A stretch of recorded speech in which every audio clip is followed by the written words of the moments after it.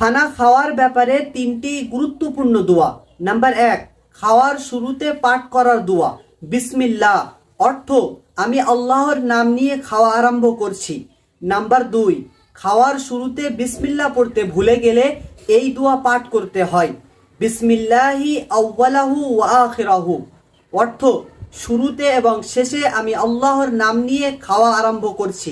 Number 3, খাওয়ার শেষে এই দোয়া পাঠ করতে হয়, আলহামদুলিল্লাহিল্লাযী আত'আমানা ওয়া সাকানা ওয়া জাআলানা মুসলিমিন, অর্থ সমস্ত প্রশংসা সেই মহান আল্লাহর, যিনি আমাদেরকে আহার করিয়েছেন, পান করিয়েছেন এবং মুসলমান রূপে সৃষ্টি করেছেন। এই তিনটি দোয়া রেফারেন্স সহ অর্থ সহ স্ক্রিনের উপরে দেওয়া হয়েছে।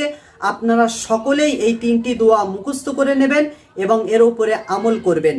আর অবশ্যই এই ভিডিওটি শেয়ার করবেন যাতে করে আপনার অপর মুসলমান ভাইয়েরা এই দোয়াগুলি শিখতে পারে এবং আমল করতে পারে। এই ছিল 60 দিনের কোর্সের প্রথম দিনের পাঠ। আসসালামু আলাইকুম।